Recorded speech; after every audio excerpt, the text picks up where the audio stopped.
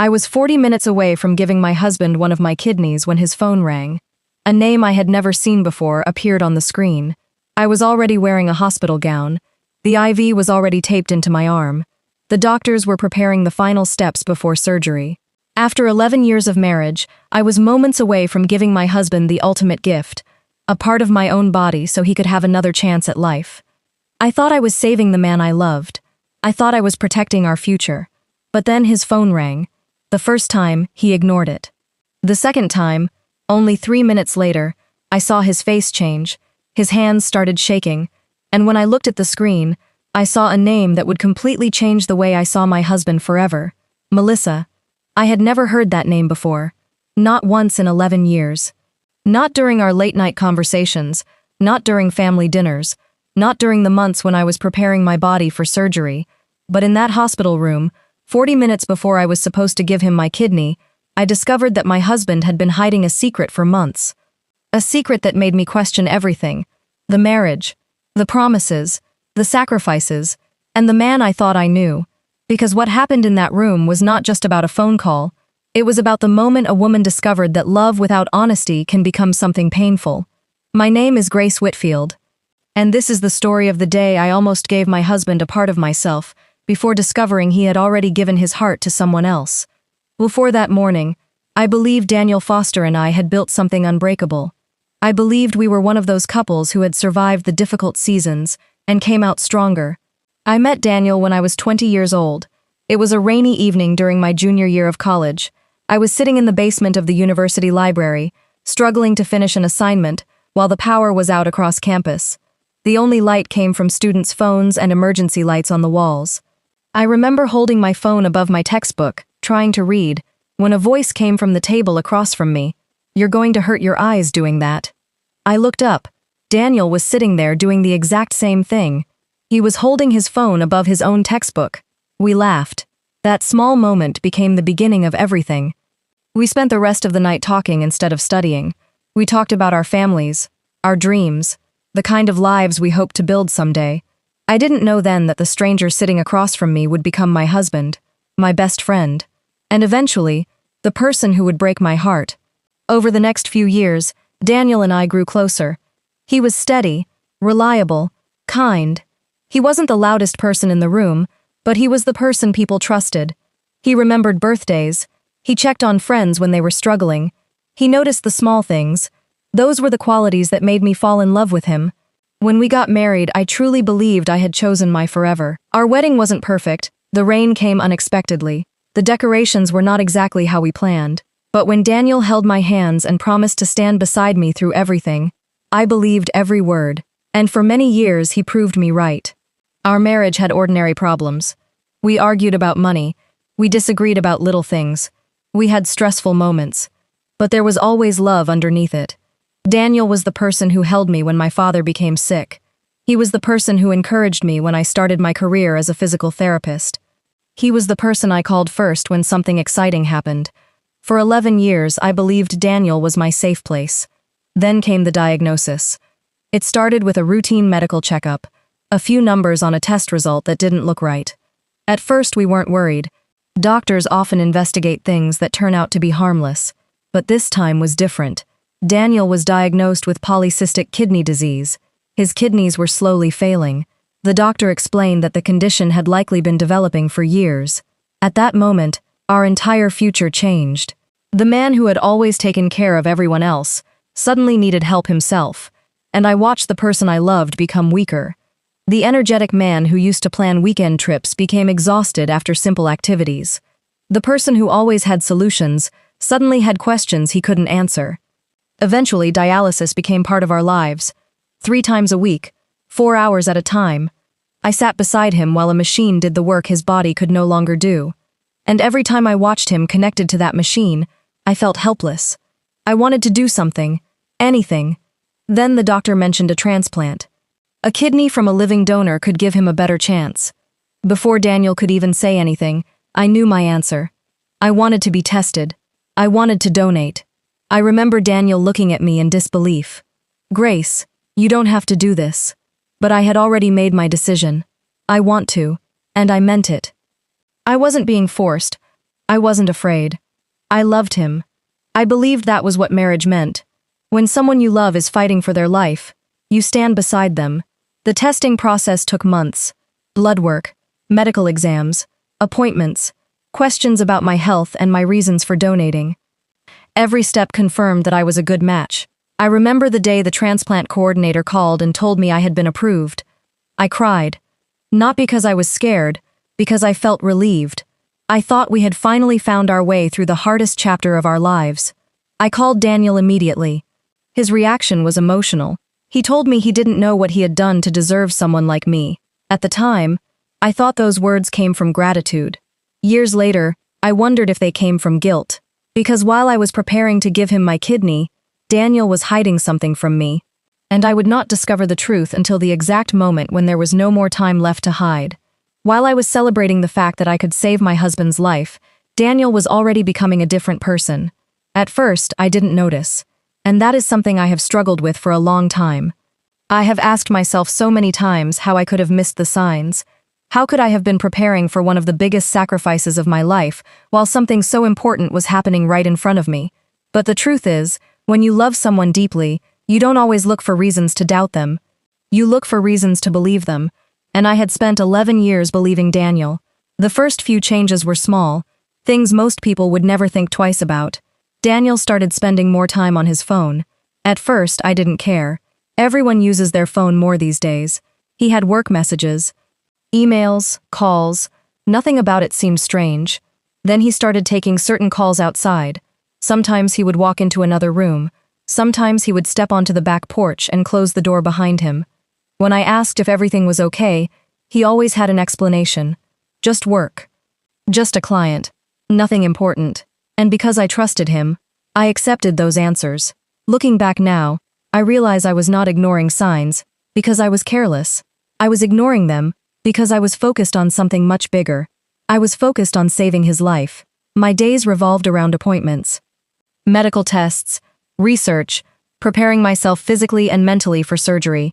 I was learning everything I could about recovery, what foods I would need afterward, how long I would be unable to work, how I would take care of myself while also supporting Daniel through his own recovery.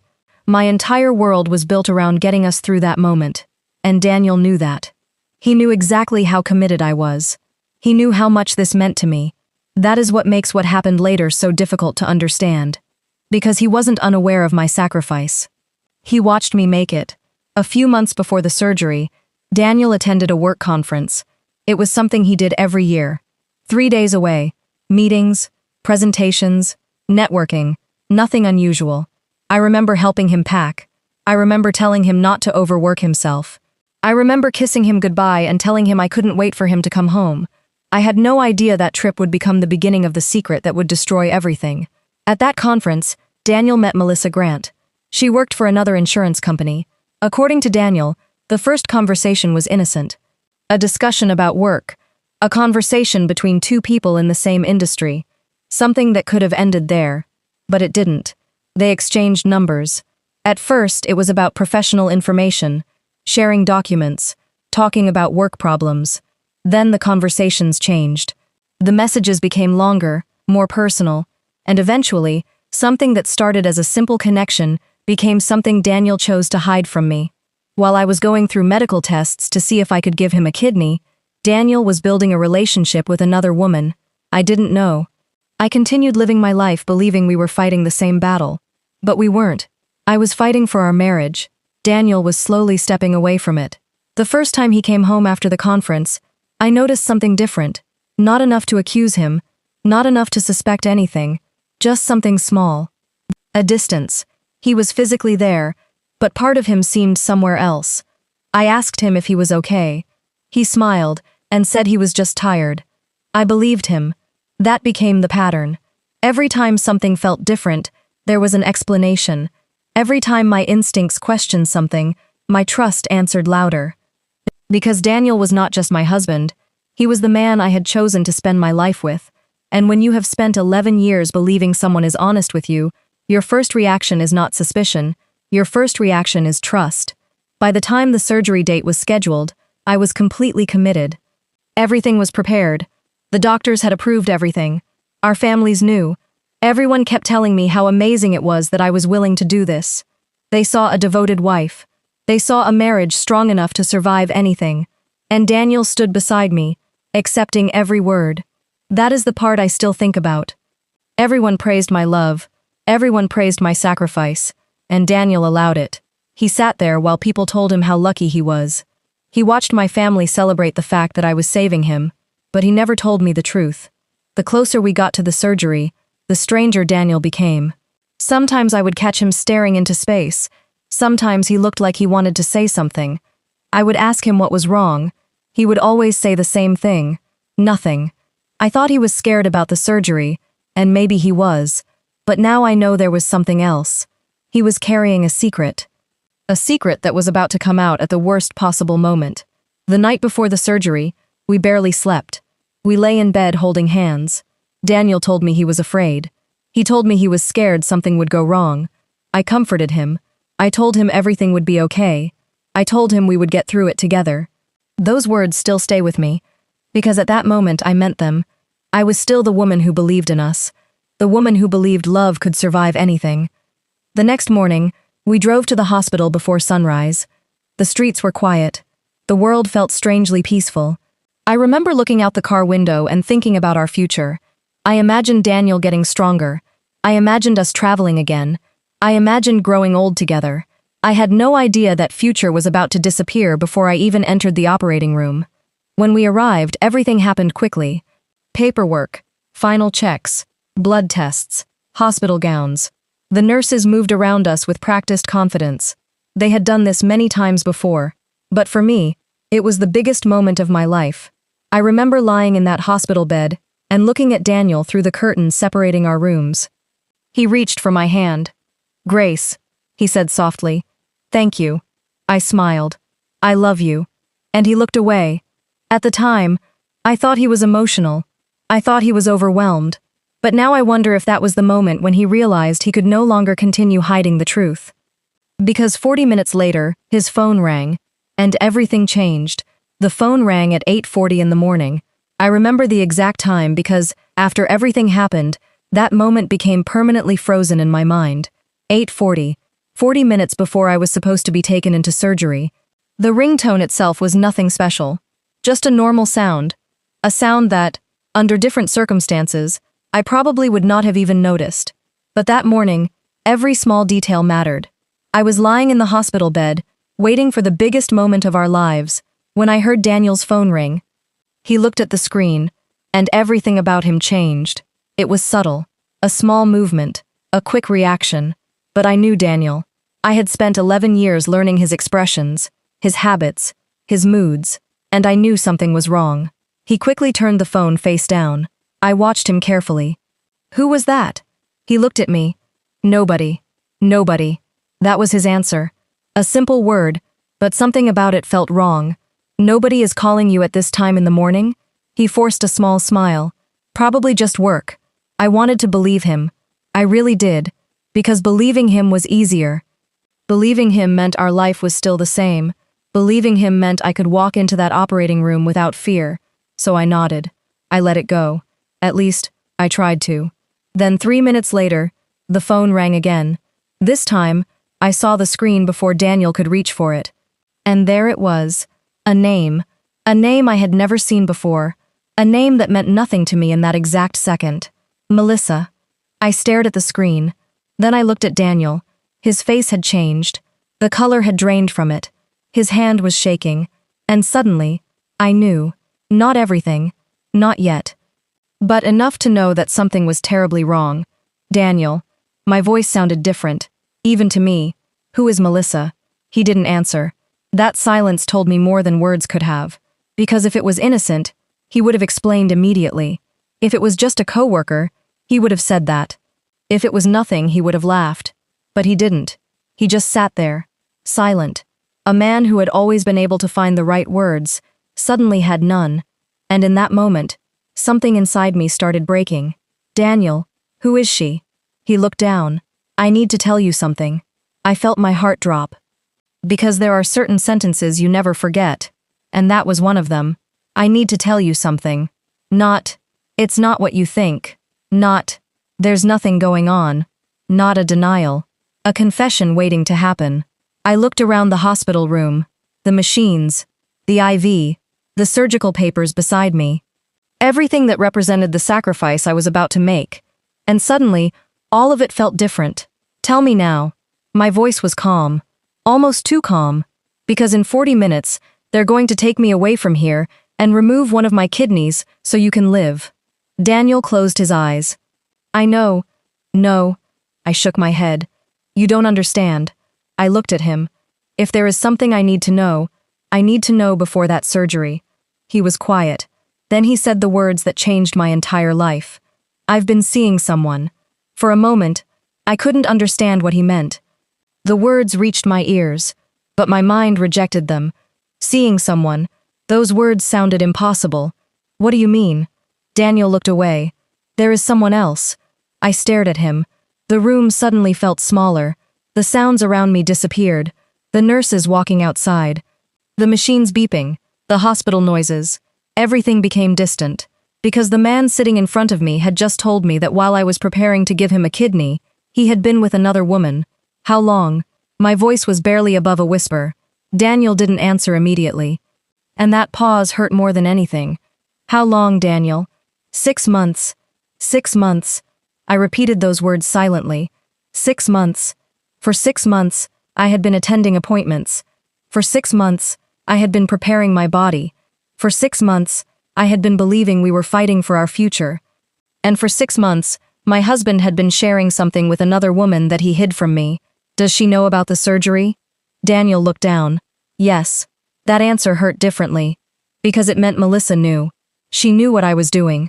She knew I was about to give my husband a kidney. And still, this continued. Did she know you were married? Daniel swallowed. Yes. I closed my eyes. I don't know how long I sat there. Maybe seconds. Maybe minutes. But in that moment, I saw my entire marriage differently. Every late phone call, every moment he seemed distant. Every time he said he was tired, every time I convinced myself not to worry, the pieces started connecting, and the truth was painful. The surgery was no longer just about saving Daniel, it was about whether I could trust the person I was saving. Why? That was the only question I could ask. Why would you let me do this? Daniel started crying. I was scared. I looked at him. You were scared? Yes. I was the one going into surgery. He looked ashamed. I know. No, Daniel, you don't know. My voice became stronger. I was preparing to have my body cut open for you. Tears filled his eyes. I know. Then why? He had no answer, and that was the answer.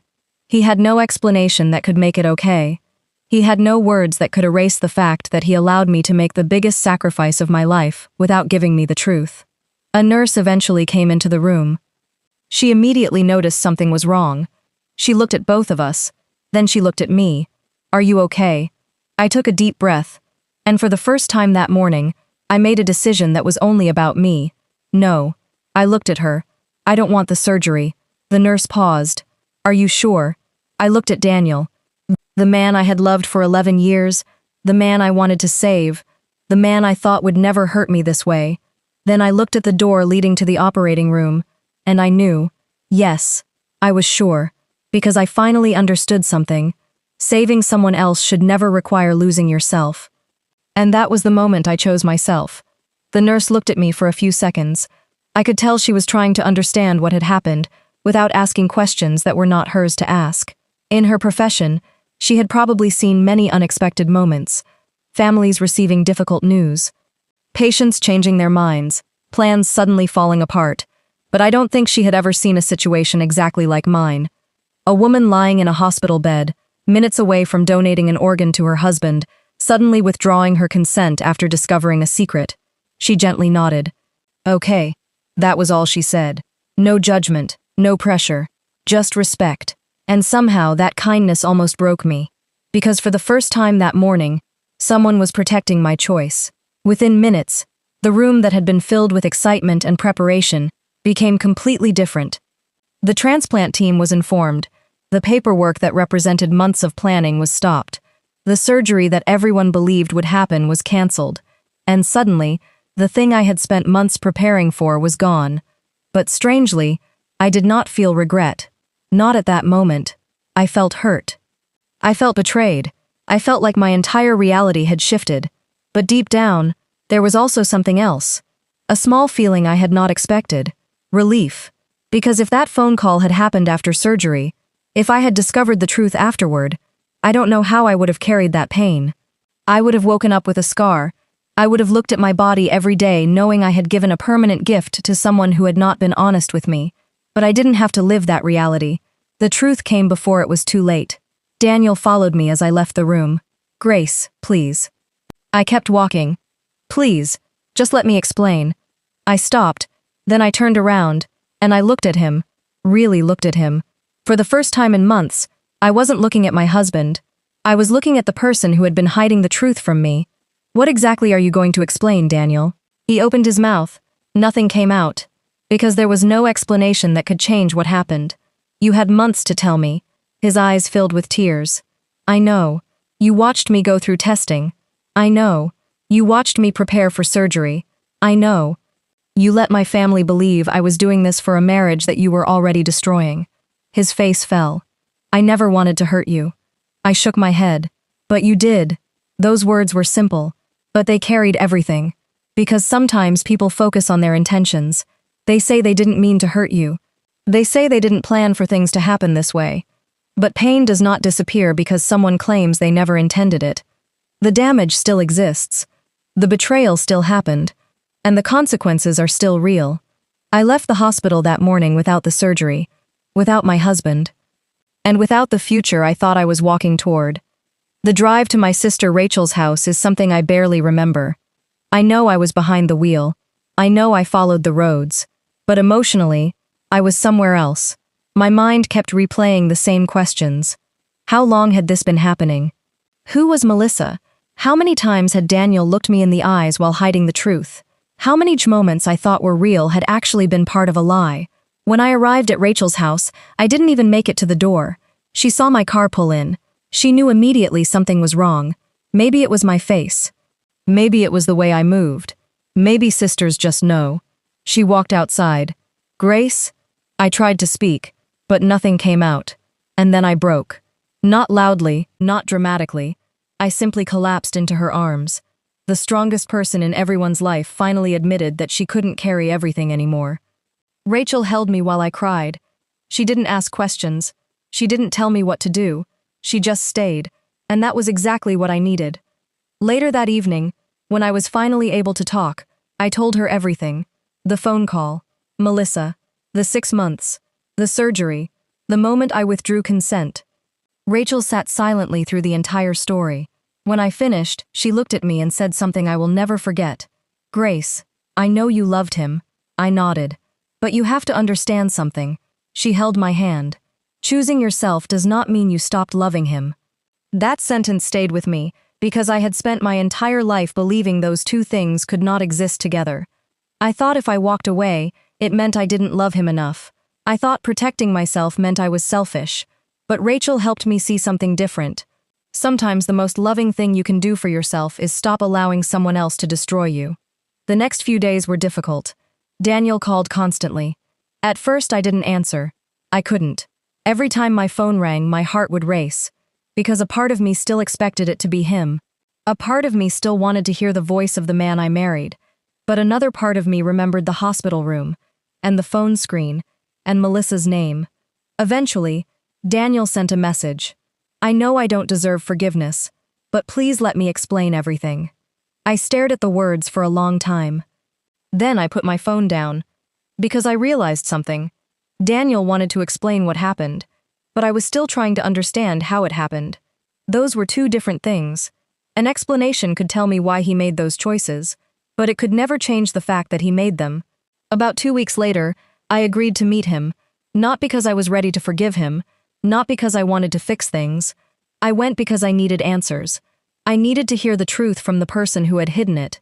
And when I sat across from Daniel again, I realized something painful. The hardest part wasn't discovering that he had betrayed me. The hardest part was realizing he was still the same person I had loved. The same smile, the same voice, the same memories. But now I knew something about him that I could never unknow, and that changed everything. When I sat across from Daniel that day, I expected anger. I expected him to make excuses. I expected him to blame the circumstances, his illness, his fear, the pressure, anything that would make what he did seem smaller. But instead, he looked exhausted, like a man who had finally stopped running from the truth. "Grace," he said quietly. I said nothing. "I don't even know where to start." I looked at him. "Start with the truth." He nodded. And for the first time since everything happened, Daniel told me the entire story. He explained that he met Melissa at the work conference months earlier. At first, he said it was harmless, just conversations, someone who understood the stress he was under, someone who knew what it felt like to be overwhelmed. I listened, but I didn't interrupt, because I wanted to hear everything, not because it would fix anything, but because I needed to understand. Daniel told me that after his diagnosis, he started feeling like his life was disappearing. He said he felt trapped inside his own body. He was tired of hospitals, tired of treatments, tired of feeling like a burden. And Melissa made him feel like the sick person disappeared. With her, he wasn't a patient. He wasn't someone waiting for a transplant. He was just Daniel. I understood what he was trying to explain, but understanding was not the same as accepting, because there was one thing I could not ignore. He chose her. He chose a temporary escape while I was choosing him. "You were scared," I said. He looked at me. "Yes, I understand that." His eyes filled with tears. "But Daniel, being scared does not give you permission to destroy someone who loves you." He looked down. "I know. No, I don't think you do." My voice remained calm, and that surprised me. Because weeks earlier, I thought if I ever faced him, I would scream. But I wasn't screaming. I wasn't crying. I was simply telling the truth. "You weren't just unfaithful." I paused. "You allowed me to make a decision I would not have made if I knew the truth." Daniel wiped his face. "I was going to tell you." I stared at him. "When?" He didn't answer. "Before surgery?" Silence. "After surgery?" Still nothing. And that was when I realized something. He didn't have a plan. He had been hoping the moment would pass. He had been hoping he could delay the truth until there was no longer a choice to make. That hurt more than the affair itself, because it meant he wasn't only hiding what he did, he was hiding my right to decide. "I need to ask you something." Daniel looked at me. "If your phone had never rung that morning, would you have let me go through with it?" His face changed. That question had no easy answer. And I knew it. The silence lasted several seconds. Then he whispered, "I don't know." Those 3 words broke something inside me. Not because I didn't expect them, because hearing them confirmed what I already knew. He had been willing to accept my sacrifice while keeping the truth hidden. I stood up. The conversation was over. "Grace, please." I looked at him. "I hope one day you understand that losing my kidney was not the thing I was afraid of." He stared at me. "I was afraid of giving something permanent to someone who wasn't permanent in my life anymore." Then I walked away. That was the first time I truly understood that my marriage was over. Not because Daniel had made one terrible choice, but because trust had been broken in a way I could not ignore. Over the next few months, my life became a series of difficult decisions. I moved out of the house we shared. I began the divorce process. I told my family what happened. Every conversation felt like reopening the wound. My parents were devastated, not only because of what Daniel did to me, but because they loved him too. He had been part of our family for 11 years. My mother struggled to understand how the man she welcomed into her home could make such a decision. My father became quieter than usual. He didn't say much, but one evening, while we were sitting together, he told me something I never forgot. "Grace, loving someone does not mean you stop protecting yourself." Those words meant everything, because for weeks I had wondered if I had been too harsh, if I had given up too quickly, if I should have stayed because Daniel was sick. But my father's words reminded me of something important. A person's pain does not erase the pain they cause others. Daniel was suffering. That was true, but I was suffering too. And my suffering mattered. The divorce process was surprisingly quiet. There was no dramatic fight, no public accusations, no attempt to destroy each other. Just 2 people accepting that something precious had been damaged beyond repair. Daniel did not fight me on the divorce. Maybe it was guilt. Maybe it was because he finally understood that he couldn't ask me to keep sacrificing. Either way, the process moved forward, and slowly, I began rebuilding my life. At first, Rebuilding felt impossible, because I wasn't only grieving a marriage, I was grieving a future. The future where Daniel and I grew old together. The future where we traveled after retirement. The future where we looked back at everything we survived and felt proud. That future was gone, and accepting that was painful. But then something unexpected happened. I started finding pieces of myself that I had forgotten. I started painting again, something I loved before marriage. I started spending time with friends I had lost touch with. I started traveling, not because I wanted to escape, because I wanted to discover who Grace was when she wasn't trying to save someone else. And slowly, I started liking the woman I was becoming. The woman who had learned that saying no did not make her cruel. The woman who understood that boundaries were not rejection. The woman who finally realized that her value was not measured by how much she could sacrifice. But there was still one question I had not answered. Could I ever trust someone again? Because Daniel had not just broken my heart, he had changed the way I saw love, and learning to believe in love again would become the next chapter of my life. The hardest part of rebuilding my life was not leaving Daniel. It was learning how to exist without the person I had spent so many years building my world around. For 11 years, almost every major decision involved another person. Where we lived, how we spent our time, what plans we made, what future we imagined. Suddenly, I had to make choices only for myself. At first, that freedom felt strange. I remember my first weekend alone in my new apartment. There was no one asking what we should eat for dinner, no one watching television in the next room, no familiar footsteps, no shared routines, just silence. And that silence was uncomfortable. For a while, I thought the quiet meant something was missing, but eventually, I realized something. The quiet was not emptiness. The quiet was space. Space to hear myself again. Space to discover the person I had become. Space to rebuild. I started therapy a few months after the divorce. At first, I resisted the idea.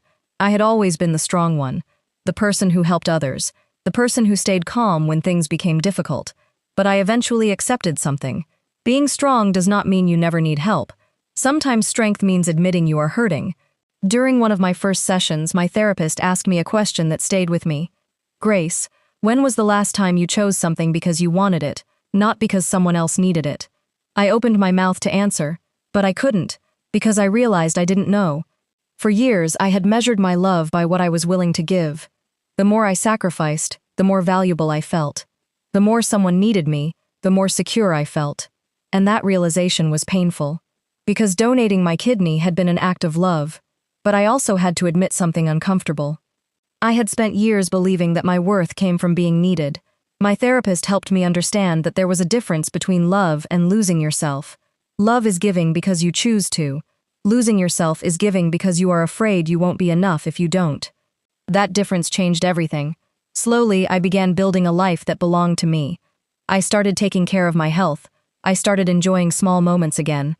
I began going places I had always wanted to visit. I started painting again. I reconnected with old friends. Things I had pushed aside because life had become about responsibilities. And little by little, Grace Whitfield started coming back. Not the old Grace, a different one, a stronger one, a woman who had learned something important about herself. I could love deeply and still have boundaries. I could care about someone and still walk away. I could forgive someone and still choose not to return. That lesson changed the way I saw everything, including love. A little over 2 years after the hospital incident, I met Thomas Reyes.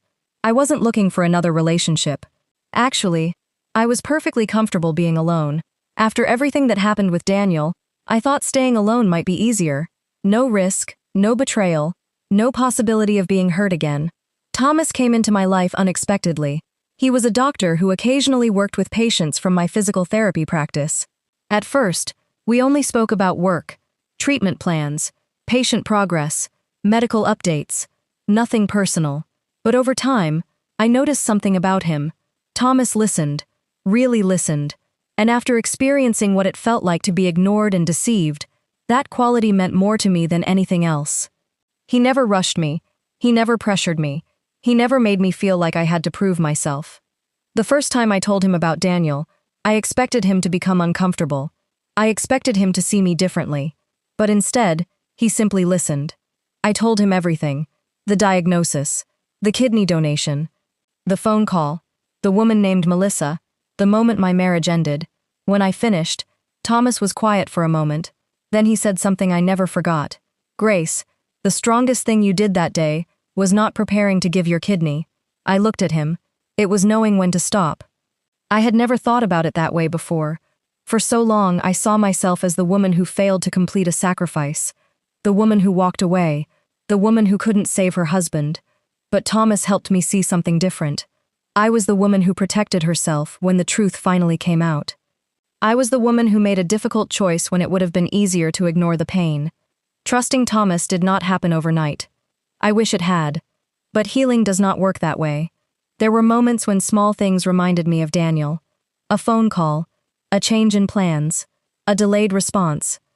My mind would immediately search for danger. But Thomas was patient. He understood that my fear was not about him. It was about what I had survived. One evening, I apologized for being cautious.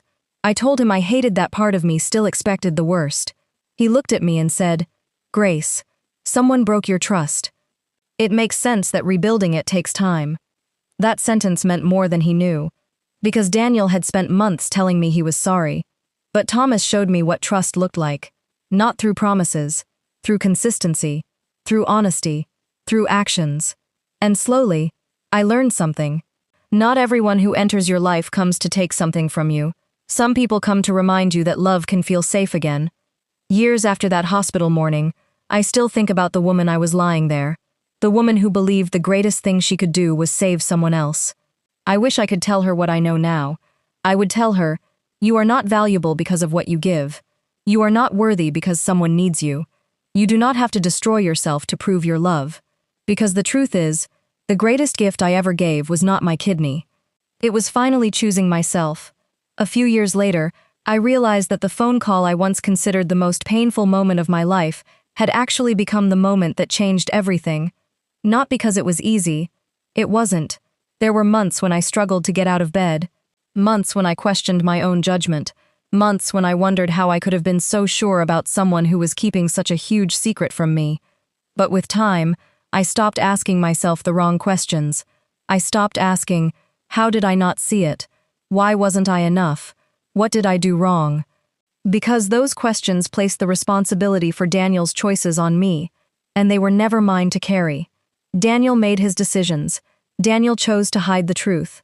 Daniel chose to accept a sacrifice while knowing he was not being honest. That belonged to him. My responsibility was what I did after I learned the truth. And I chose to rebuild. I chose to heal. I chose to become someone I could be proud of.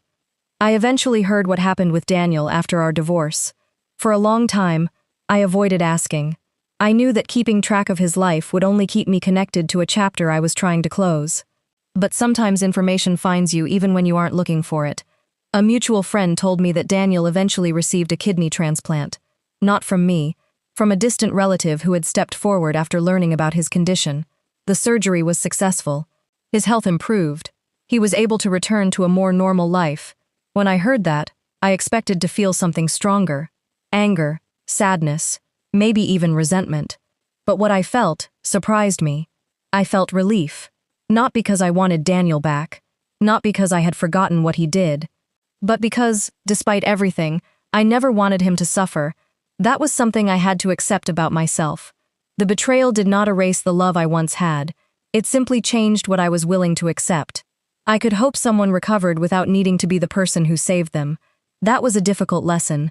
For years, I believed loving someone meant being responsible for their happiness, their problems, their survival. But I learned that compassion does not mean carrying a burden that is no longer yours. Daniel's life belonged to him. My life belonged to me. Months after his transplant, Daniel reached out one final time. I almost ignored the message. A part of me wondered what else there was left to say. But I answered. Not because I wanted to reopen the past, because I wanted to know that I could face it without breaking. We spoke on the phone. For the first few minutes, neither of us knew what to say. Then Daniel finally spoke. I've spent a lot of time thinking about that morning. I stayed quiet. I used to tell myself I lost you because of one mistake. He paused. But I understand now that wasn't true. I listened. I lost you because I kept making choices that hurt you. Those words were different from the apologies I had heard before. Because this time, he wasn't explaining. He wasn't defending himself. He was accepting responsibility. "I should have told you before you ever started testing," he said. "Before you went through all those appointments. Before you prepared for surgery."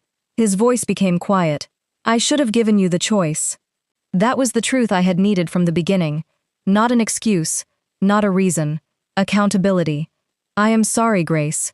I closed my eyes, and for the first time I believed he meant it. But believing his apology did not mean returning to him. That was something I finally understood. Forgiveness and reconciliation are not the same thing. You can forgive someone and still choose a different path. You can release anger without reopening the door.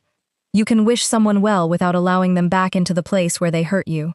"I hope you find peace," I told him. There was a long silence. "I hope you do too." That was the last real conversation we had. And strangely, it gave me closure. Not because Daniel said the perfect words, not because everything suddenly felt okay, but because I no longer needed him to explain my pain for me to understand it. I understood it myself. The morning of the surgery, I walked into that hospital ready to give away a part of my body. I walked out carrying something else. A lesson, a painful one, but an important one. Love is powerful. I loved him be beautiful. Giving to someone you love can be one of the most meaningful things you ever do. But there is a line between sacrifice and self-destruction. There is a difference between helping someone and abandoning yourself. And sometimes, the hardest choice you make is the one that saves you.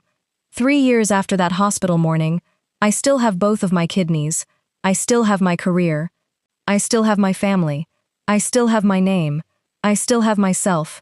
And when I look back at everything that happened, I no longer see only the woman who was betrayed. I see the woman who found her strength. The woman who discovered that she could survive losing the future she planned. The woman who learned that being loved should never require her to become invisible. People sometimes ask me if I regret not going through with the surgery, if I ever wonder what would have happened if I had ignored the phone call and continued. My answer is always the same. No, because the surgery was never just about a kidney. It was about trust. It was about honesty. It was about having the right to make a choice with the complete truth. If Daniel had told me everything before the surgery, I might have made a different decision. Maybe I would have donated. Maybe I wouldn't have. But it would have been my decision. And that is something everyone deserves. The right to choose, the right to know, the right to protect themselves. That phone call came 40 minutes before surgery. 40 minutes before my life would have changed forever. At the time, I thought it was the worst thing that could happen to me. Now I see it differently. That phone call did not destroy my life. It gave me the chance to finally live one that belonged to me. Because sometimes the moment that breaks your heart is the same moment that gives you the courage to rebuild it. Even after all these years, there are moments when I still think about that hospital room. Not because I wish I could change what happened, but because I sometimes wonder how close I came to walking into a future that was never meant for me. A few seconds, a single phone call, one name appearing on a screen, that was all it took to reveal a truth that had been hidden from me. Life can change in the smallest moments. Sometimes, the moments that seem ordinary at the time become the moments that define everything that comes after. I used to think my greatest act of love would be giving Daniel my kidney. I thought that would be the moment that proved how much I cared. But now, years later, I understand something different. The greatest act of love was not what I was willing to give him. It was what I was finally willing to give myself. A chance to heal, a chance to start over, a chance to become more than someone's wife, more than someone's caretaker, more than the person who always sacrificed. For so long, I believed being needed meant being loved. I believed if I gave enough, forgave enough, and endured enough, I would always be valued. But love is not supposed to require you to disappear. A healthy love does not ask you to ignore your own pain. It does not ask you to accept dishonesty because someone else is struggling. It does not ask you to give up pieces of yourself while someone else is quietly taking pieces of your life away. I still believe people deserve compassion. I still believe people can make mistakes. Daniel was human. He was afraid. He was sick. He was struggling. But I also learned that someone's struggles do not erase the consequences of their choices. Two things can be true at the same time. Someone can be hurting and still hurt you. Someone can need help and still need to be held accountable. Someone can be loved and still lose the right to receive certain sacrifices. That was the lesson I carried with me. For years, I wondered why the truth had to come out in that exact moment.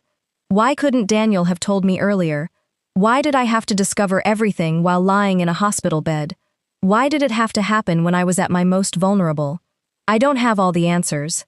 Maybe I never will, but I know this. The truth arrived before it was too late. Before my body was permanently changed.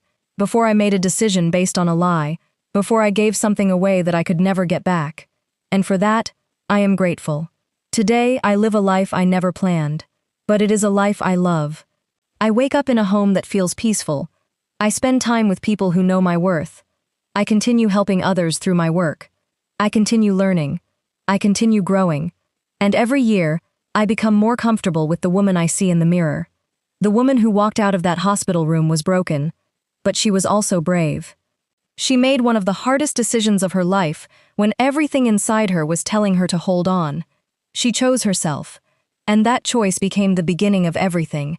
If there is one thing I hope people take from my story, it is this: love deeply, give generously, stand beside the people you care about. But never forget that you matter too.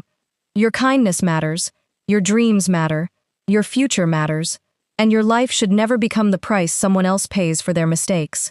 That morning I thought I was losing my marriage. I thought I was losing the person I would grow old with. I thought I was losing everything. But years later, I realized I was not losing my life. I was finding it. The phone rang 40 minutes before surgery. A name appeared on the screen, a secret was revealed, and in that one moment, everything changed. Not because my story ended, but because, for the first time in years, it finally became mine.